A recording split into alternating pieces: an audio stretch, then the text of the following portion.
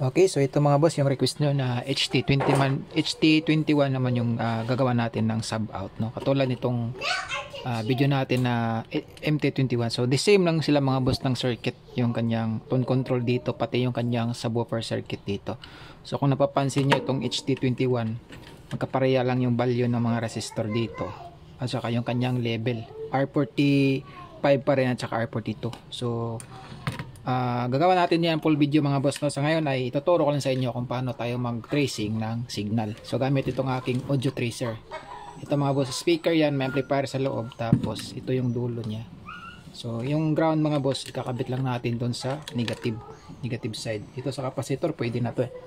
Kaya negative side ng cap. Yan, so kung gaganyan natin yan, so meron yan tunog mga boss, oh. Yan, so naka-play naman siya, so hanapan natin siya ng signal. So kung dito natin yan i-connect sa in, so tutunog yan mga boss, oh. Yan. Teka lang, at anoin natin.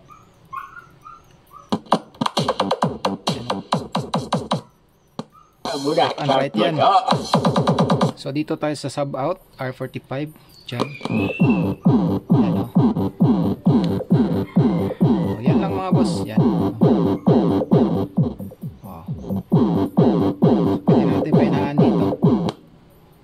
So kung pahinaan natin ito, oh.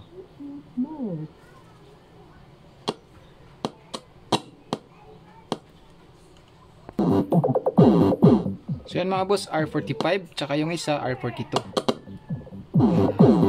Left and right. So the same lang dito sa ating MT21. Same pa rin yung ground ng pin 4 ng ating IC. Yan.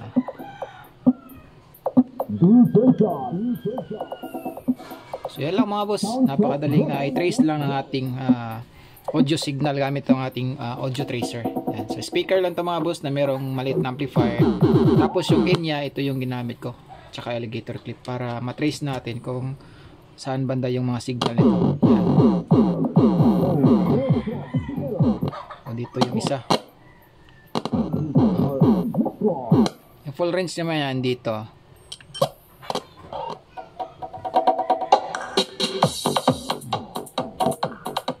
Yan. So kung hanapan natin yung kanyang full range dito, meron din to mga boss. So yung subwoofer muna yung unahin natin dito. Yan. Ito naman yung right nya. So the same lang, R45 at saka R42. So yan lang mga boss, maraming salamat.